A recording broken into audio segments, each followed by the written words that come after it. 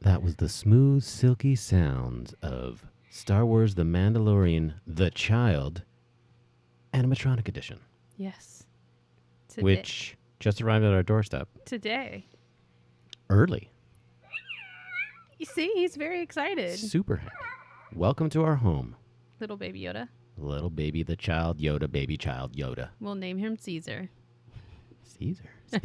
His name's Baby. Baby. He likes it, see?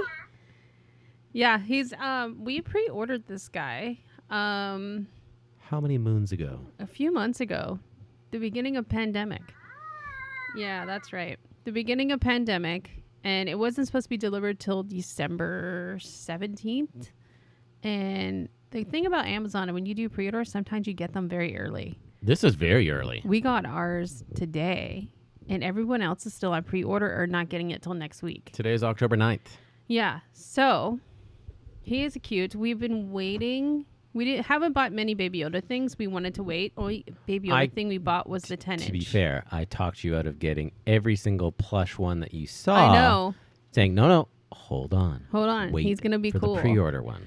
But we did end up getting the 10-inch Baby Yoda from Funko because he's cool. That one, absolutely, because that was incredible. And that's a Funko, so it's different. Yeah. And Funkos are awesome. Yes. And so there's many different versions of this coming out.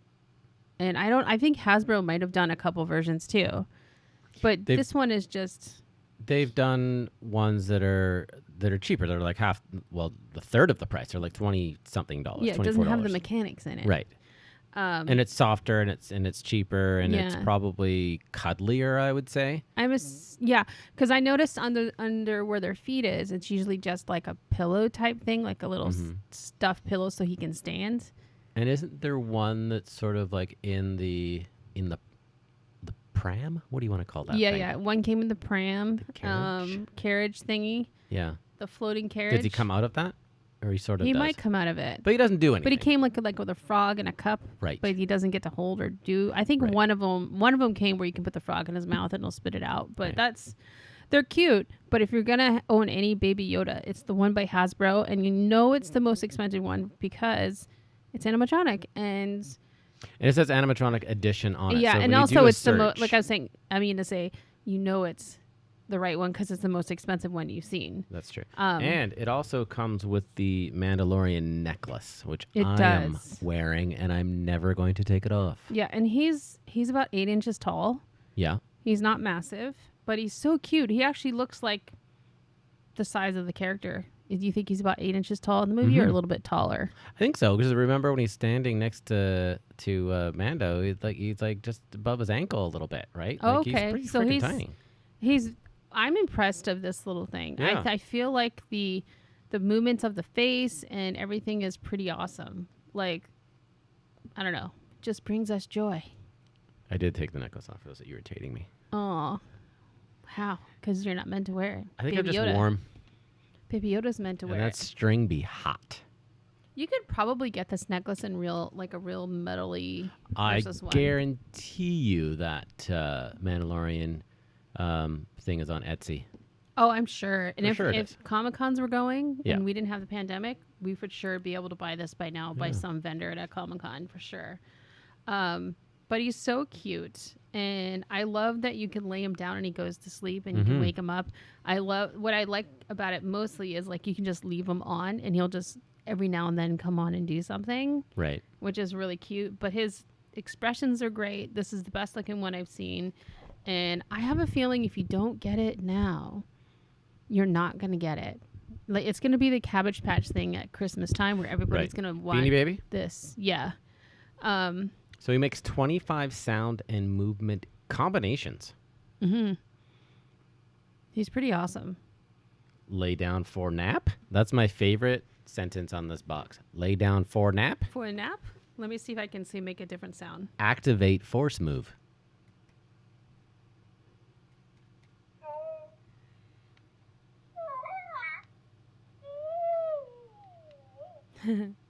What I love about it is his eyes move with his ears and stuff. Like he's very expressive. He's very expressive. Which it's like something you see at Disney on a ride or something. Mm-hmm. Like that's how really great Hasbro has done. So if you go onto your Instagram page, you put up, there's currently in your story, so Starwell75. We went live for a couple minutes too, and I put that up. And then also, I think you did a reel as well? Yeah, I did it all. I did it all. Yeah, I did it all. So go check that out. You can see what it looks like, or of course you can Google it, and I'm sure somebody is on it on YouTube. We should do a YouTube video on it first because we're probably one of the earlier people to have it. So I keep looking at him because he like reacts to you sometimes. Does he? I don't know about that. And when there's certain points where I ask him a question, and he'll like immediately answer with his sounds. His sounds that I don't really remember him making in the show. I feel like the baby sounds might have happened when he was with the kids in the little village. He was pretty quiet. But I'd have to watch it again to see. He knows his place. But it's very cute. Mm-hmm. Yeah, this isn't going to last long. I think it's going to come and go very fast. And I'm warning you now that it probably won't be around. I'll be shocked if it's still around at Christmas. I think so, yeah. Yeah. I think you're right. Yeah. Because we did see some Baby Yodas at Costco come in, and they were cute. Again, I had to stop you from buying one. But he was like $30. He was very cute. I know. But then you would have had 2 Baby Yodas. Yeah. Yeah. We already have many Baby Yodas. Yeah. But with the Funko form and the tiny ones. Yeah.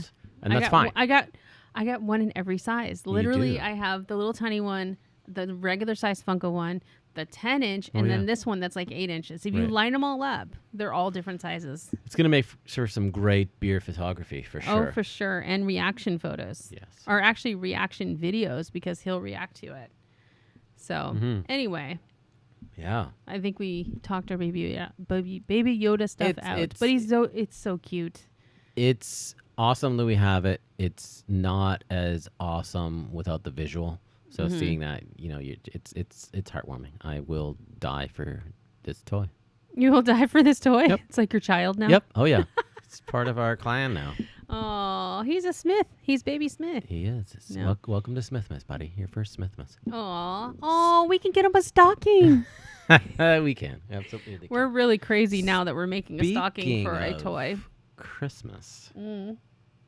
You and I each watched a movie independently, the same movie, and we're going to talk about it. And that is the movie called Last Christmas. Yeah. Which, I don't know why I'm watching it in October, but you watched it the other night, and then you're like, this movie is so bad, you need to see this thing. And so then I watched it over 2 sittings. And I'm in for any rom-com. Like, this one was just stupid. Well, and it could have been good, for sure. Could have been good. I was into it because, hey, I'm a big George Michael fan. You're into it for the background noise. I'm into it. If you like George Michael music, don't watch this movie. Just go put on an album. Or just download the soundtrack and listen to that. Yeah, there's one new song. Or put on just one. So there's one new song which on the she sings movie. At the end. Yeah, which she sings at the end, which is not the best George Michael song, but it's a song I'd never heard before, so I was happy to hear it. It's not bad. It's fine. It's the one where she sings Last Christmas. No, it's at the very end. It's called... But when she was singing Last Christmas at the very end... Yeah, you're wrong. She didn't... She went into another verse, but no one recognized the verse. No. She sings the song. They cut to the dad, and the line of the lyrics is, "Do you recognize me?" Oh, okay. That's what he said to his wife. That was he was singing along, but he was acting. Clearly, they acted it out. It was weird. So he bought into it. No, because the movie was just weird. I think the song was called "This Is How We Get High." Oh, okay. Well, my reaction to the whole thing was... Yeah, you tell me what it is, and I'll confirm the song title. Well, when I started watching, I was like, it's not so bad what people were saying, and then it just got weird. And then she's good, but I don't know. I feel like a movie when they have to explain what's going on at the very end, when they're wrapping up the movie, it wraps up fairly quickly, and they have to explain what actually happens. It's not a good movie. you should be able to figure it out in your own. Like there should be little hints along the way that you're like, oh, this is what's happening. Yeah, let's say. I mean, if you haven't seen them, we could just say what happens. We're gonna ruin this movie for you, or we're gonna save you 90 minutes. Yeah. So if you're interested in seeing it and care what we think, by all means, listen. But we're gonna ruin this movie. We're spoilers. It's been out long enough to where we don't have to worry about spoilers. But yeah. But shut off the podcast if you don't want to know. But basic takeaway of this movie, and I think you're right. It could have been cute. I think it was victim of. I think there was a better movie in here, but I think like a lot of Hollywood movies, the pitch was better, but the Hollywood changed it. Yeah, I think they're like, no, we got to make sure people understand this. You got to over-explain it, and then maybe they added in some extra scenes and shit, and then they just like. I think they added in. Aren't some of the movies great when you go, let me think about what happened there. Like, and you have like your own, and maybe you take your own way, but that's not Hollywood's go-to move. I think they made it without the flashback. Yeah. To explain what happened, because someone in Hollywood went, I don't know, I don't understand. I don't get what's going on here. You need to add in a sequence to explain what happens because people are going to be mad when they walk out. So do you want to go through this a little bit more chronologically, or do you want to talk about it and then get into it? Chronologically. So, because I watched this in such a weird way because you're like, you've got to watch this. And I'm like, okay, I can't wait. I'm into note-taking mode then. Like, I'm going to watch this sort of, you told me it's bad. We actually, somebody else that we knew had given a review of this movie, and they said it was really, really terrible. And they had there were some questionable things. It was like a celebrity we follow, right? Yeah, she gets a heart transplant in this movie. You find out in this movie that she's had a heart transplant. There's some backstory that has to do with her family, but it and doesn't her sister. Start off that way though. No, she's already recovered and everything when the movie starts. So we're not going through that sad part where she's getting a heart transplant. These things are revealed along the way, and then she meets a guy, and he seems great, but there's some sort of weird little mystery. She like wanders around the city looking for him. Yeah, she's like, I've been looking for you everywhere, and he just randomly shows up. Right, and he's like way too nice. So you told me what happened, and then actually even in this other celebrity that we had watched had told us too, and then she made the point of like, so she gets a heart transplant, and it turns out she gets the heart transplant of this guy that she's met. So heart transplant patient also having a mental breakdown, basically. She's talking to the person whose heart she got who's dead.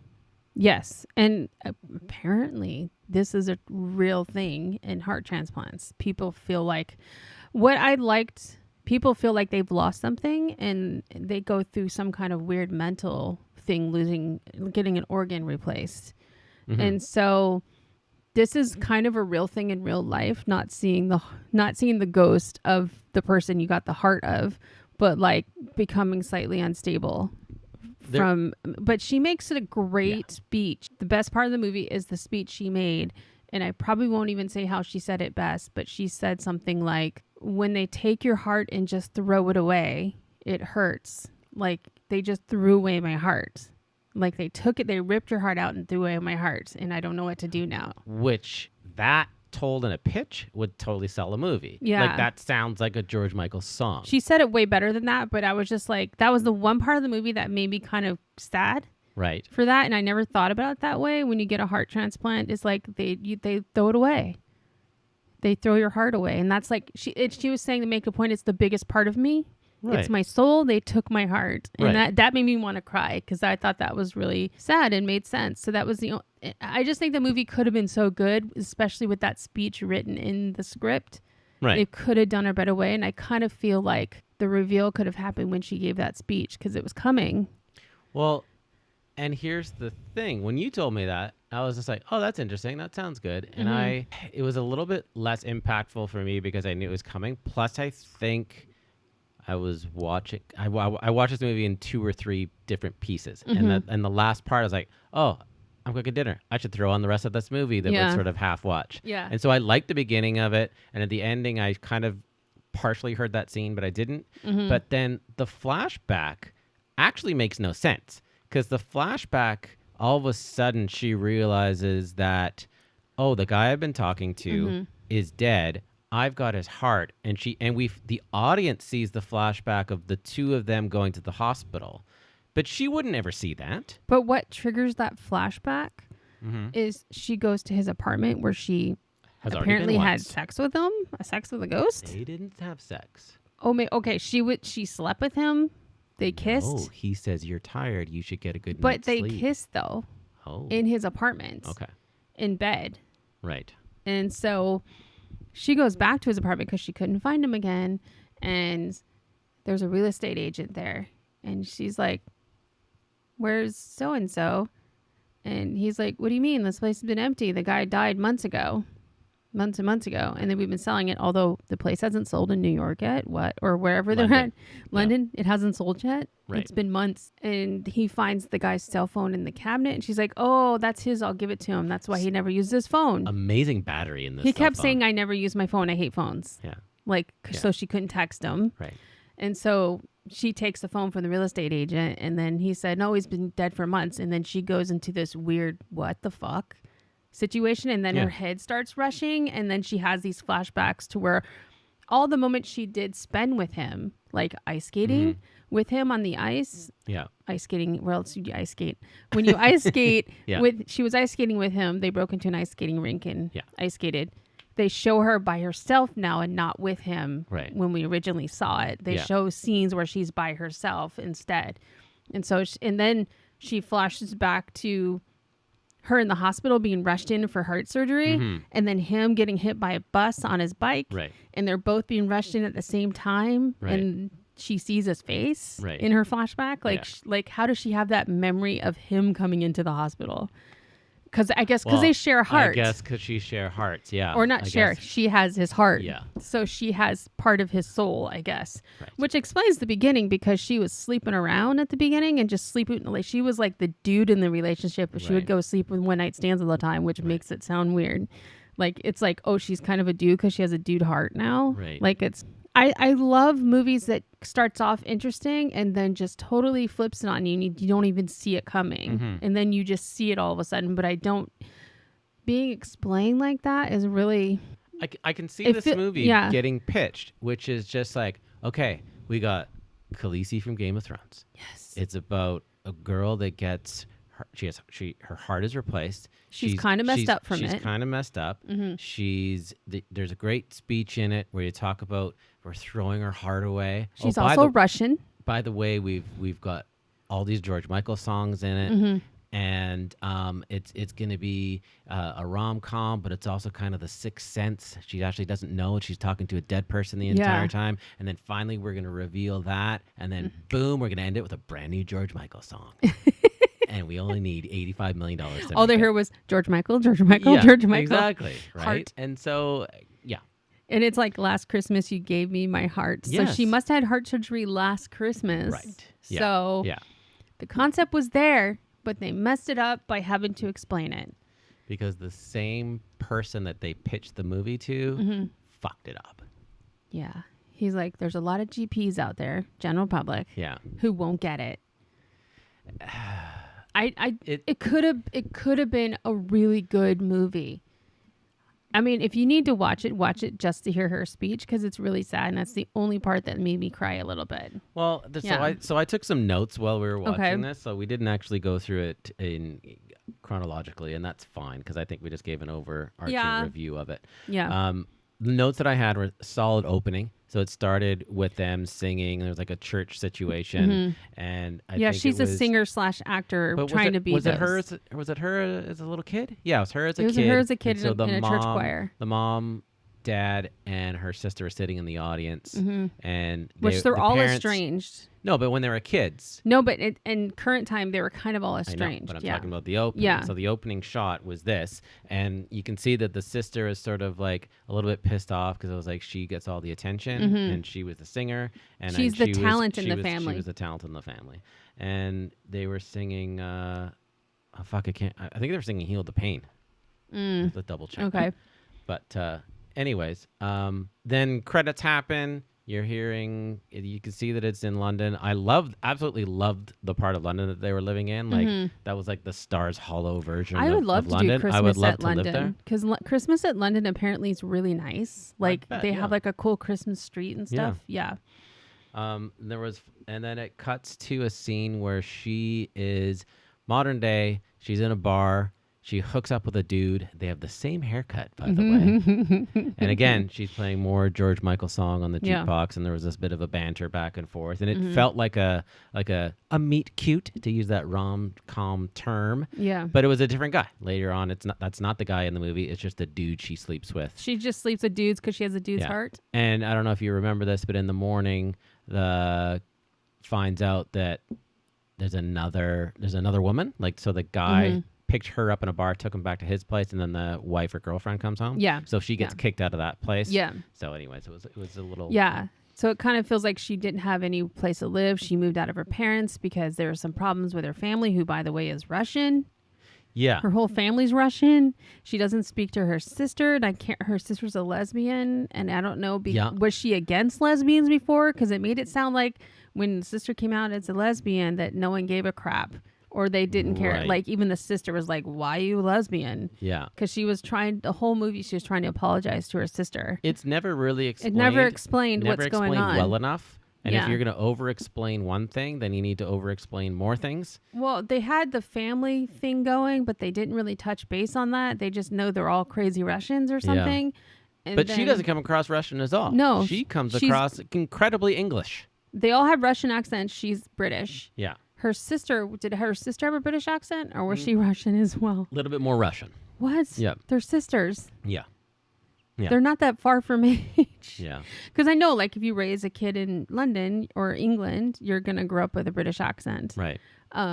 So I don't get that dynamic, but something's weird there. Grandparents, sure. The one thing, so I like the first song in the respect that it wasn't sung by George Michael. And so I'm thinking, like, oh, the George Michael songs, but they're not all going to be his recordings of it. And then it's like, oh, maybe that might be a little interesting. I mean, nobody's going to sing as good as George Michael, but the... Best male voice ever. Yes, but the opening scene totally worked. But then the rest of the songs, with the exception of them singing Last Christmas sort of at the height of the movie, everything was all original recordings. It wasn't even... Like, I would have wanted, like, a little bit more of, like, some instrumental versions of songs, sort of as transitioning. There was a little bit of that. There was a little bit, but I would have, I think, really enjoyed that. But they didn't do that. I thought the acting was a little bit off in the first part of the movie that I watched. I thought it was a little cheesy. Yeah, that always happens when the script isn't as good. I feel like when the actor's not in the script, not fully into it, I feel like the acting, because there's been some really bad movies where there's amazing actors in it, but the script is extremely bad. Yeah. One being Holmes on Holmes, or Holmes, Sherlock and Holmes. Holmes and Watson? Holmes and Watson. Oh, that was fucking horrible. I love anything Will Ferrell, but I couldn't get through that. We turned that movie off after 20 minutes. Not even that. You're probably right, yeah. But anyway, if it's a bad script, I feel like the actors aren't into it. They're just there for the pay. Yeah. So that, I don't know. Even the guy that played Who Has Her Heart is the guy that's in that Asian movie. Oh, is he in Crazy Rich Asians? Yeah, Crazy Rich Asians. He was the guy. Right. The main character. Okay. I don't know his name, but he's a good actor. So he was good as the ghost. Well, yeah, he was good. He was good as the ghost. I didn't realize that he was in Crazy Rich Asians, so I kind of thought, like,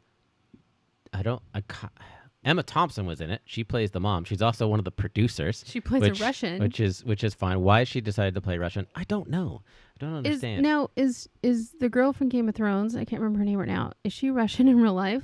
She's British. She's British. But is her family Russian? No I'm just idea. trying to figure out where this Russian thing came from. It worked well for the story? I don't know. So then a couple other things that I had, because I was like, Emily Clark. That's it. Amelia. Why don't Amelia I say Clark? that right? Yeah. I think so. I was jaded from the beginning watching this movie, so I don't have like an untarnished, open mind going into this thing. So it's hard to separate and detach. I didn't think she was a great actress, and then you said that you really liked her, and then I'm watching this going, no, this is really cheesy. And then when I watched this movie when I watched the second half part of the movie, I thought, you know what? She's okay. She's okay. She's not that bad. Thanks, Seinfeld. Yeah, exactly. She's a good actor. I think she's been fucked up by a shitty script that could have been so good. She probably got sold on the story of the speech that was made. Yeah. And she's probably like, no, this is good. And I held off watching this movie for a long time because I can't. Different than anything else. Yeah, and I can't stand watching movies where it's about someone sick. Yeah. It's too much, especially since my dad passed 2 years ago. Yeah. I don't want to sit through that. And I've always been that way. Same thing with movies on war. I don't like watching movies on war that often, especially the serious war movies. Yeah. You like the comedy war movies? Yeah. Well, you know what I mean? Like I'll watch Wonder Woman with World War II, but the Ben Stiller war movie. What's the Vietnam movie that's awful? Not awful, but like... Oh, they're all like hardcore war movies. Yeah, hardcore war like movie. Apocalypse Now. Yeah. Those are tough to get through. Yeah. Just because, I don't know if it's because I was a military brat and I've been around that all my life. Not war, but we all have been around war all our life. But not to get too far off the topic, but my own opinion about war movies, and it happened to me when I watched the Spielberg one, Saving Private Ryan, is I was probably in my mid-20s, I think, when that movie came out. And so I remember thinking, like, holy fuck, my grandfather lived through this. Like, my grandfather made it. And it's like... But he still lost part of his leg, right? Yes, but he made it through. Yeah. Oh my God, these guys are younger than I did, and they never got a life. They never lived. They don't have families. They don't have any of this stuff. And I felt really, really guilty at all my Remembrance Day things where I'm just like, woohoo, another day off. Don't have to go to class, like that sort of thing. You've never been like that as an adult. You haven't. But that's what I mean. Like, because you knew me after that. Yeah. And that was just like, holy shit, I'm a son of a bitch. I'm not a real man because I've never been to war, right? And so I think my generation is looking for something, and being a Canadian, didn't have the Iraq War, didn't have any of these things. So. I think it's weird for men to think I'm not a real man if have been to war, because that's bullshit. Like, that's bullshit that you have to think that way, because it's like, it doesn't make sense, because that's not it's not necessarily a thing anymore as it was back then in World War II, where like I'm signing up, or even during current wars where people like I'm signing up because it's my duty. I'm not a man if I don't do it. That's not necessarily kind of weird to say that and think that, especially when you're a kid, because that seemed they weren't drafting you then. That's what I'm saying. So there's something about the war mentality in my mind, which is like, I would never fucking go and do that. I would never put myself in willingly go into that. Thank God there's no draft. Did Canada ever have a draft? No, there was never really a draft. Remember in Vietnam, like they got British wives. People were escaping the U.S. and coming to Canada, like in the late 60s and 70s. So you guys brought home British wives instead. Yeah. You guys sent boatloads of women back. Right. Yes. Yeah. So. Well, I'm just saying there's this fascination for, I think, men on our age who have never experienced that kind of thing. And so maybe some of it's guilt. Which is a good thing. Maybe some of it is just like, this is just sort of don't we want it to get to a point in our world where you should never have to experience a war, because we should never have to experience war. Yeah. But back to the shitty movie. Yeah. So there's another great podcast out there called How Did This Get Made? Yeah. And while I was watching this, I didn't expect to have a How Did This Get Made moment, but one of the guys on that show, his name is Jason Mantzoukas, and he's just always when I had this thought in my head, I heard my thought in his voice, which was, did she learn how to skate overnight from a ghost? Which is exactly what happened. She's an actress. She's going for a role, and she has to ice skate, but she's never ice skated before. So her and her ghost break into the ice skating rink. To break the ice. Get skates. Yeah. And run out with skates. And then the next morning, she's totally comfortable on the ice. She's not she's not an Olympic skater, but she's not stumbling. She's not losing her balance and not tripping over the toe pick like I do. Yeah. So it's really impressive. Yeah, because that wouldn't happen to me. She fakes a fall at the end so that they don't think she's perfect, which made no sense whatsoever. People with new hearts. Yeah. And then there was another scene in the movie where she's standing outside a homeless shelter, and there's a really big long line down to sort of to the left of her, and she's standing out there. She believes that he volunteers there, so she stands there, she looks at it. You can see the line in the background. Then she starts walking straight in and goes straight through the door, and not a single person goes, "Hey, line's back here." Yeah. Like she just especially walks in. if you're waiting for food. Yeah. Yeah. There Again, was a part 2 where someone thought she was homeless. Yeah. But I guess she's made her chick. character dress kind of sloppy and gross, almost hooker-like. Right. She also worked at a year-round Halloween store. Christmas and store. The owner named herself Christmas. Not a real name, but the owner's, everybody calls the owner Christmas. Santa. Or Santa, sorry. Yeah. And she said, well, last time I worked at an Easter store, and I made everybody call me Easter. Bunny or something like that. Or whatever. Yeah. And so that made no sense. Nothing came out of that part of her working at a store. And they gave that character romantic sort of subplot as well.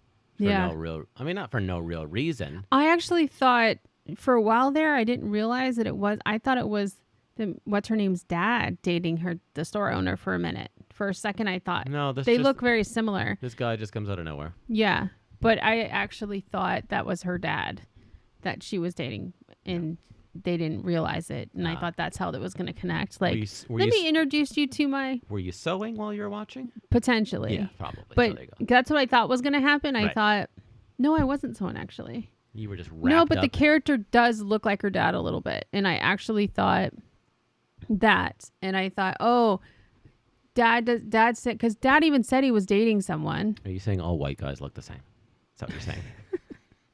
They look very similar in this instance. Oh, the dad was dating, because the mom and dad are split up, and the dad was dating someone new, and then she was dating someone, and I thought, oh, he's going to realize that she's dating her dad. That would actually kind of make more sense that they connected those characters together. Yeah, and then the store owner would end up being her stepmom. Or just bringing in a... And then she'll be part owner of the Christmas store. There was another thing where I thought... So she's... Santa, her boss... leaves early to go on a date, and she says, hey, you don't forget to lock up. And then she's late, rushing to an audition, evening audition, I guess. Yeah. And they show that she just rushes out of there and doesn't lock up. That's where the whole dating happens. That's where the ice skating thing happens. And then the next morning when she goes to work, there's been a break-in at the business. And I'm thinking, like, okay, but why is the window broken? Why the window would need to be broken? Explain the window broken. And so I know, I was note taking like crazy. It's like, this isn't her fault. Again, they had to explain why was this broken? Like they explained it, and then there was a bit of a twist with her boss that told her, like, why did you do this to me? I had to break my own window to make it look like it was a robbery so that I could get some insurance money out of the thing. So did anybody take anything? That's unclear. It actually looks like Santa robbed her own store. It's all Christmas crap. Yeah. Christmas crap. There's a Christmas store in Victoria, BC that's year-round. I really like that store, though. It was really cute. I wonder if there's a girl there. Which also sells Russian dolls in there. See? I wonder if there's a girl there who's had a heart transplant. They didn't film in Victoria, did they? No. It was filmed in England. They could have got the Christmas store there. They could have. Yeah. Yeah. So, I don't know. I had higher hopes for this movie because, like, oh, she's breaking out into a different role. This is cool. She's not going to stick to the same serious role as Game of Thrones. Yeah, she had the game. So we've only seen her in Game of Thrones, and then we saw her in Terminator Genesis.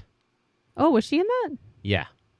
I don't remember her. I remember David Tennant, Matt Smith. Who was barely in it. Which was awesome. She didn't have her blonde wig on. And so she's brunette, and you didn't really recognize her right away, which is incredible how different somebody looks in a wig. Yeah. But anyways, Terminator Genesis, you and I were the only people that liked that movie. I loved it. I thought Matt Smith was great. Not in it enough. Not in it enough, but I love that movie. Also, does anyone remember that when the last Star Wars movie was going to come out, it was announced that Matt Smith was going to be in that movie, and then he was completely cut out of it. Why? I don't know. I was so excited because I fact. thought, oh, this makes sense. Matt Smith in a Star Wars movie. That I can see that. Yeah. I can see it working. I can see him being some crazy character. Could have been a good guy. Could have been a bad guy. He's the father of Baby Yoda. Maybe. Yeah. Put him in Mandalorian. Although we may be getting a new Mandalorian guy. That's a whole other thing. Yeah. We should take a quick break and then we'll talk about something else. Sure. Okay.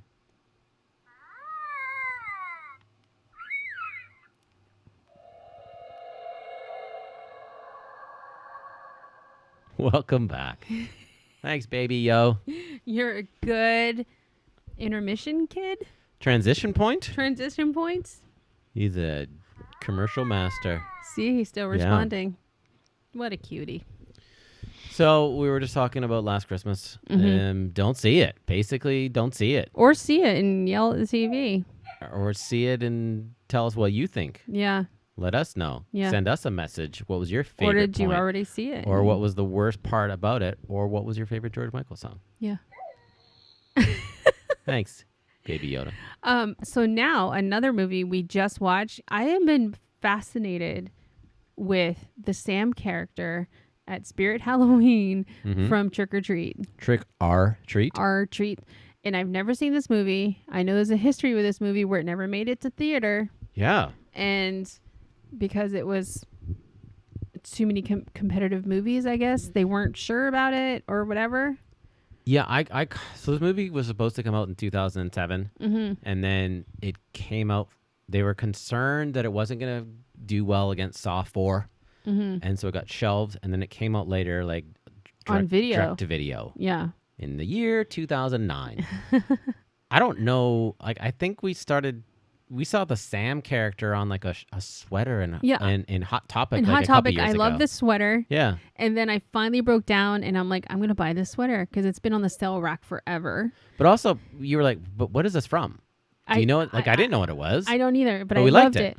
And I went to go back finally to get it because I was like, I'm going to love this. Right. And I went to go try it on because they're like, oh, you can try it on. I was like, you know what? I probably should just to make sure because it's bigger than I want it to be. And I went to put it on in the dressing room. And the buttons for his eyes are right where your nipples should be. Fucking hell, dynamite. And I was like, he's like, how was it? I was like, well,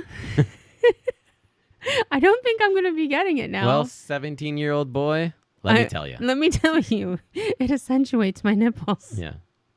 So it literally fell exactly where it's supposed to be. So I don't think this would work out. So maybe better for a man. Hence the sale rack. But it was such a great sweater.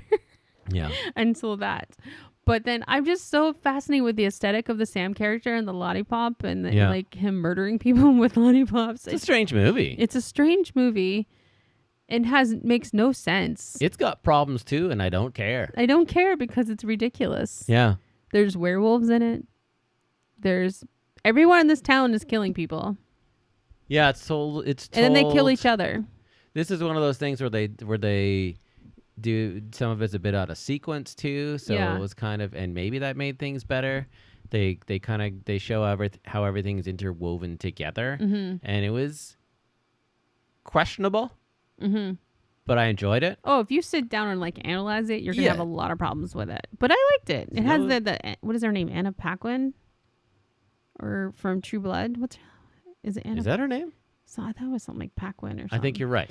But she was She's in it for a bit. She's a wolf. Yeah. Who rips off her skin and kills a bunch of people. Yeah. And then goes on continuing partying through the night. I think it's a good. Could be an annual Halloween watch. Yeah. There's kind of a story there with the bus story with the kids in the bus and there's the murder. Enough of a story there. But then there's unexplained other things. Yeah, just there's random murders that happen. There's no explanation. This is the exact opposite, where no good comes out of picking away at this movie. But I actually wonder what Sam is, because when he takes off his thing, he's alien-like. Right. And I feel like, is he an alien? He has kind of powers because we saw him open a door with his powers. Yeah, it comes back to life. And I thought, oh, maybe he's possessed people in the town to kill people. That's what I thought was going to happen. That would make sense. That would make sense. And so, I don't know. I still love it. I still love the Sam character. If I had a front yard, I would buy the animatronic at Spirit Halloween with a little lollipop. Right. But now I liked it. I'm a super fan of the Sam character, and I love to see a part 2 more focused on the storyline of that character versus like random neighbors killing people and having their child the backstory of the backstory. Carve a human head like a pumpkin. Mm-hmm. So yeah, which made no sense, but I don't know. There's a lot of people that murder each other. Like literally 2 people who murder each other live next to each other. And apparently this town parties hard on Halloween. Yeah, the whole town has a big party. So it's like this town just goes full. Now just thinking about it, because one of the things now that I realized that it was told a bit out of sequence too, I was like, because at the beginning of the movie, that first couple, when she gets killed, it's like, are they? Like, kids are still trick-or-treating. Why saw her get killed. They're coming home so early from this bender that they were on. But now I realize that was, like, later in the night than what we've actually seen. Yeah, and if you're running around town, like, bloody and stuff from actually almost getting murdered, but stabbed or whatever, people just think you're being funny because everyone else is dressed up. Yeah. So you screaming bloody murder and looking bloody, it's normal. So, I don't know. I liked it, and I think we're going to watch another movie tonight that a person on Instagram I follow in my Spoolie Town group who played a story of it. And I want to tell you what it's called. We signed up for Shudder, which is like, what, $4 or $5 a month or something like that? Yeah. And they've got a free trial as well. Okay, the movie, it's the day 9 of 31 Days of Horror. Okay. The movie, I believe, is called Blood Rage. Okay. But when you play the movie, it says it's called Slasher. I love it. Yeah. Both fine titles. Blood Rage, better title. Blood Rage is better title. Yeah. So that's interesting. Either they got it wrong in tomorrow's Blood Rage, or today was supposed to be Blood Rage. Is there another movie called? Yeah. Someone messed up. That's funny. Somewhere along the lines, it's weird. We should go to IMDb and check that out. But it looks so cheesy. It looks like the start of a porn, like a no money behind it porn. Meow. I think in general it looks like based in the 70s. Yeah. There's like some creepy laughing happening like this.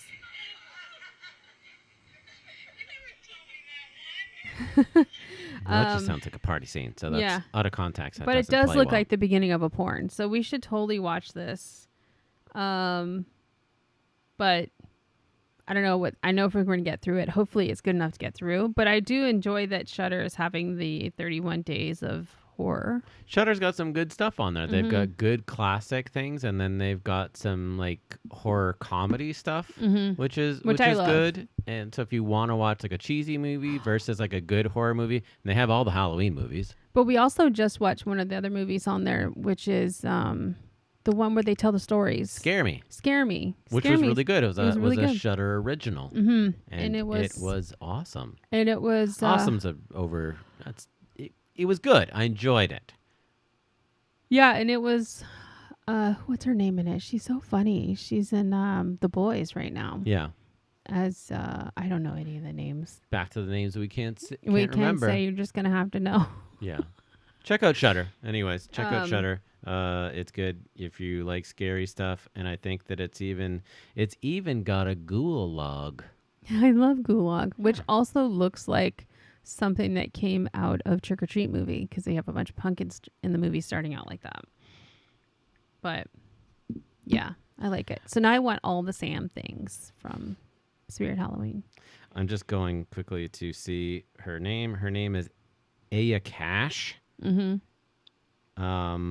And Josh Rubin is the lead in that, who I think also wrote and directed the movie. So it's a I would say it's an original idea for a movie. And it's kind of funny. Yeah.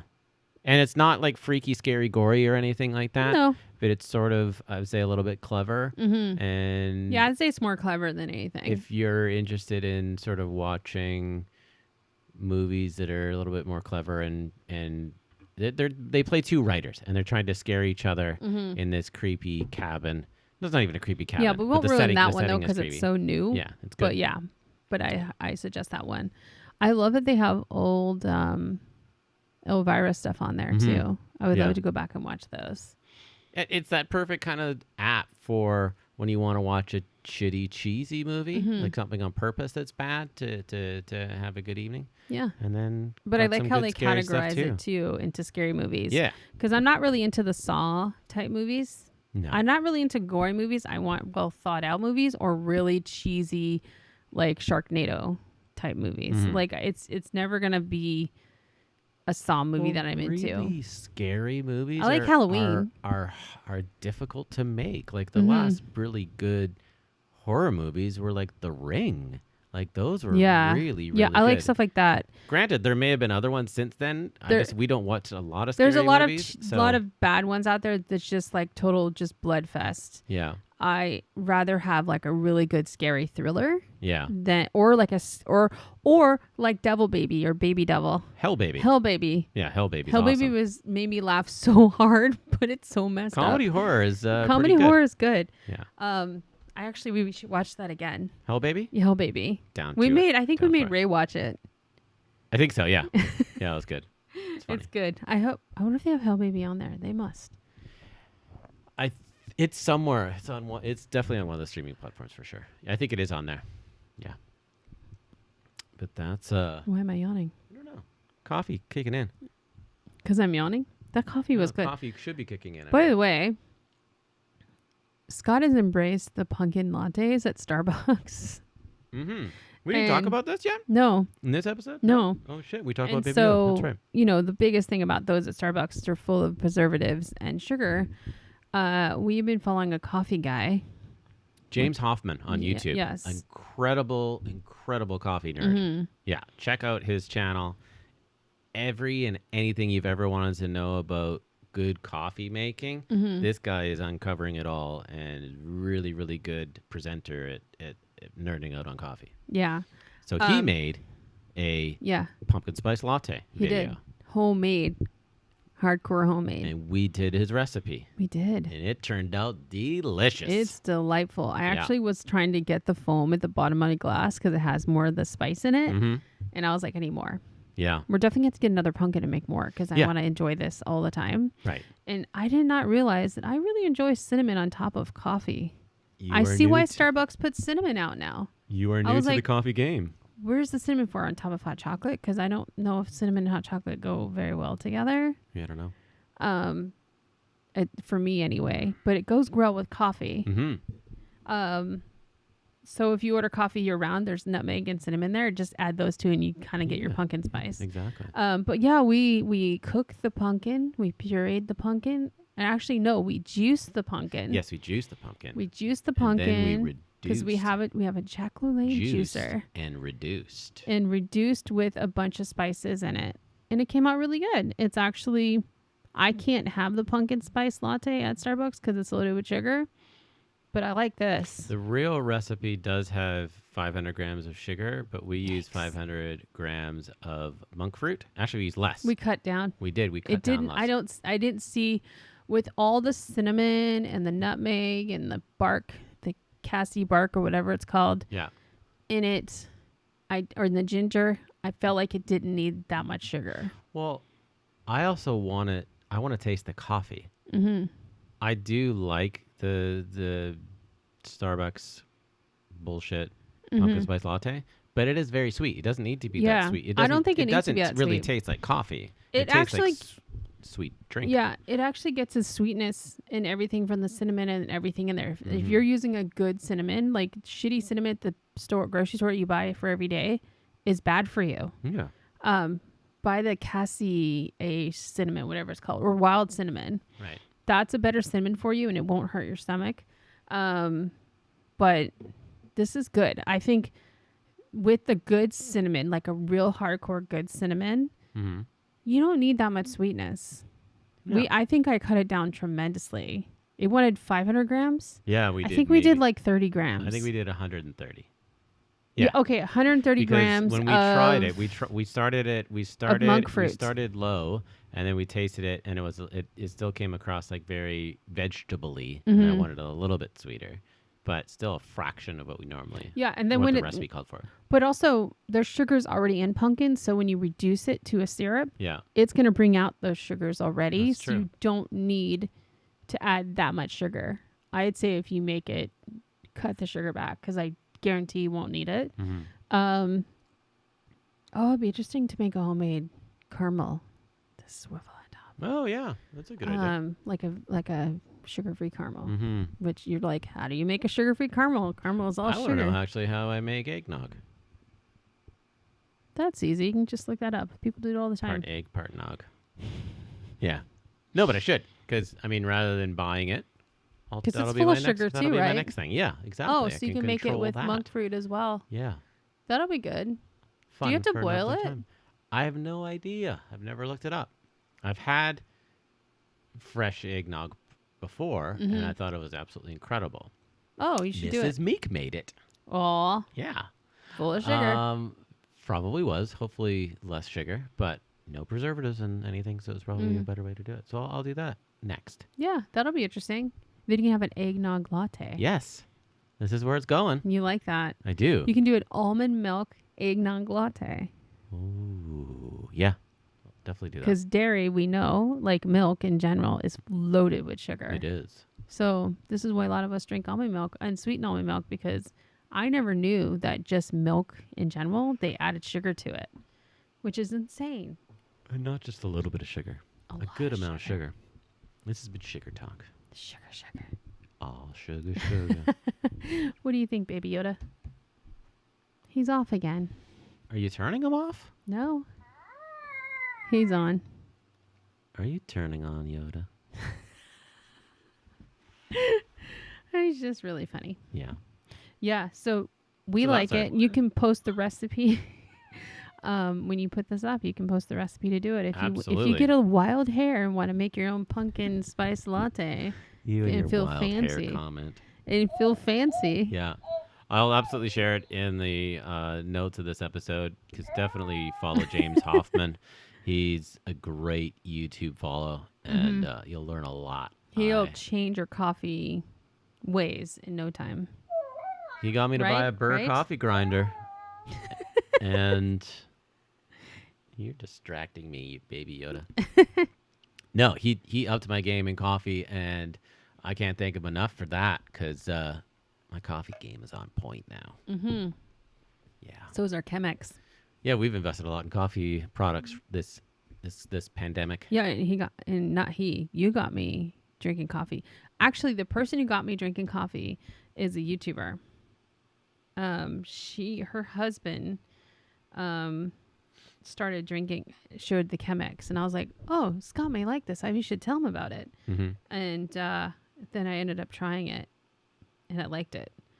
Rachel Loves.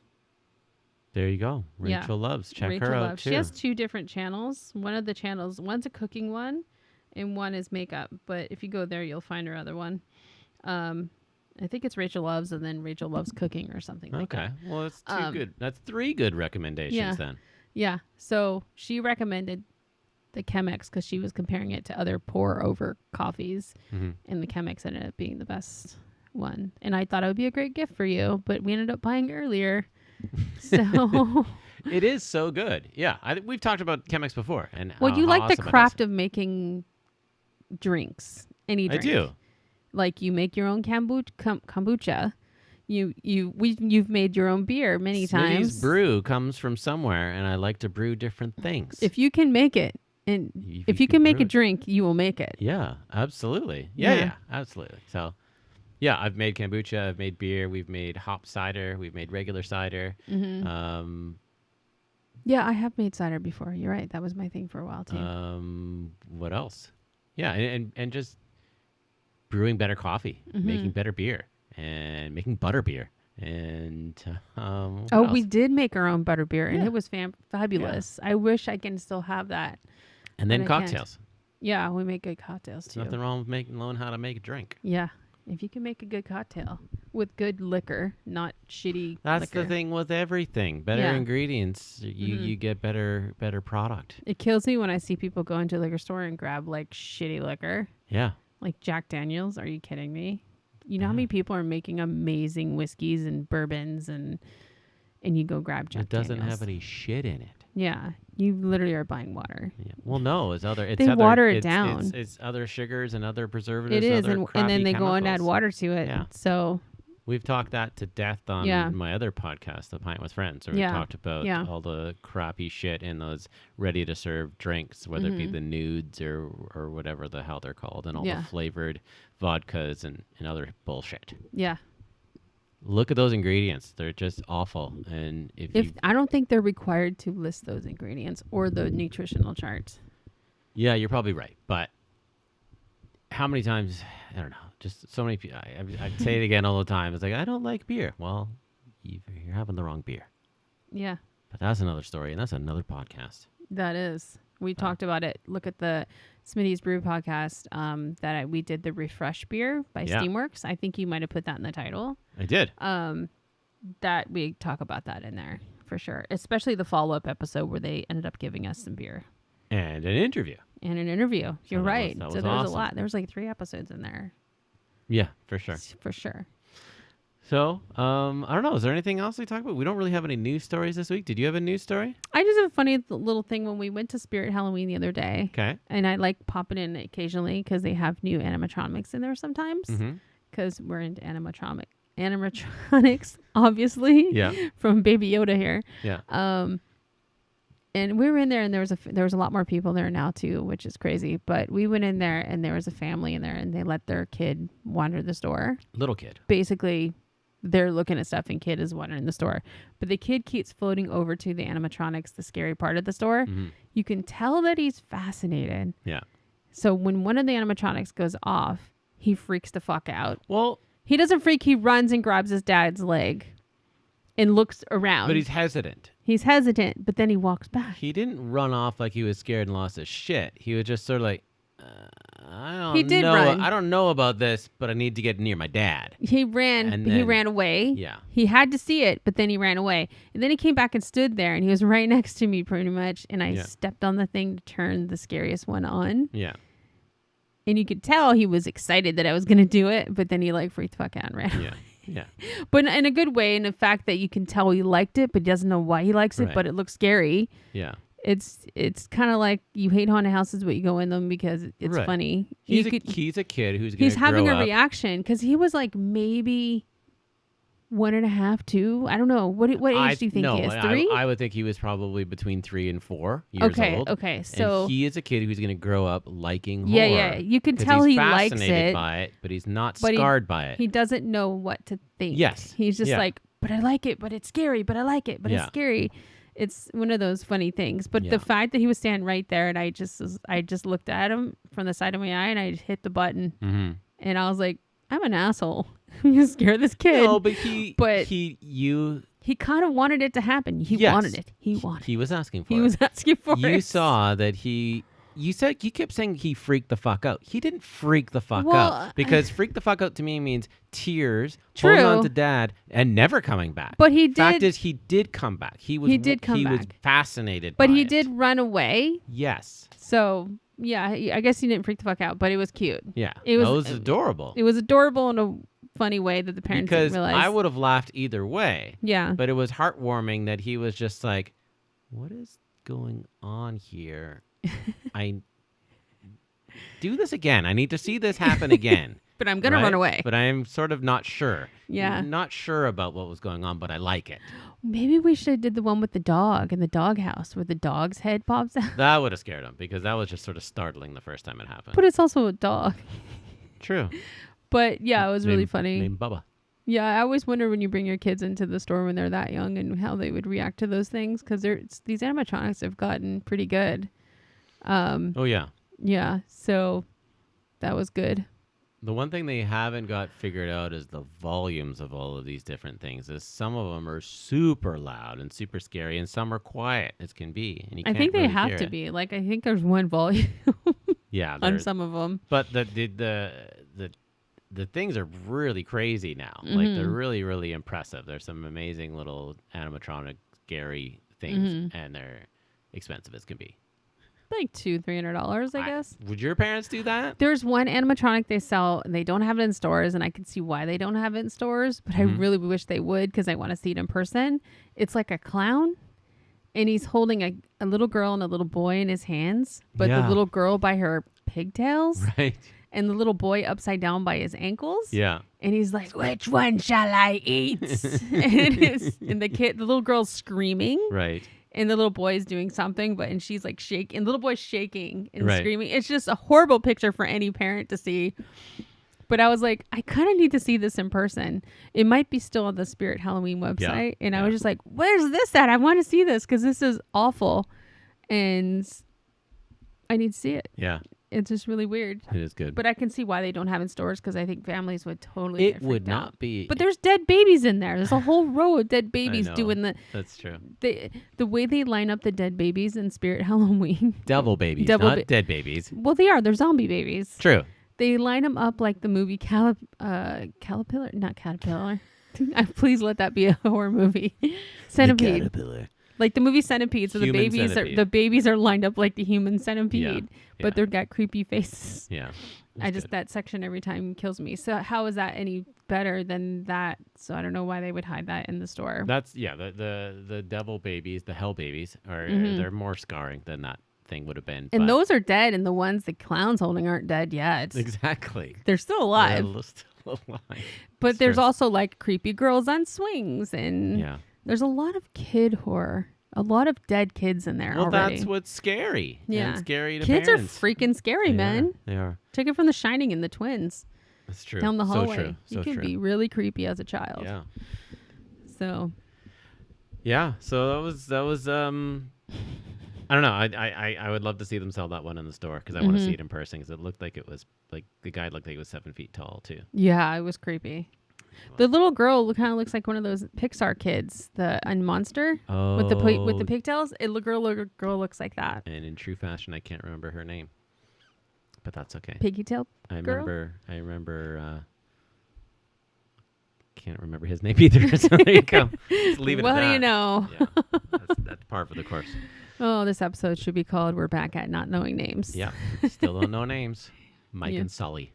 Nailed there you go. Thank you. It's always there. It does come, but can I get the girl's name? That's what she said. It's always there. Can I get the girl's name? No, before that. What did I say? It's always there. It always comes, or it's always there. Oh, it always comes to me? Yeah. Title of my You said it's always there, always come. I don't know. You said something like that. I'll play it back. With that, let's just leave it at that because also the title of your sex tape. Let's leave it at that. That makes no sense. I tried something and I failed. That's that. Anyway, thank you for listening, everyone. As always, love it if you could go to anchor.fm/weirdtogether and say hi to Baby Yoda. Yeah. Please leave us a review on any of the podcast platforms.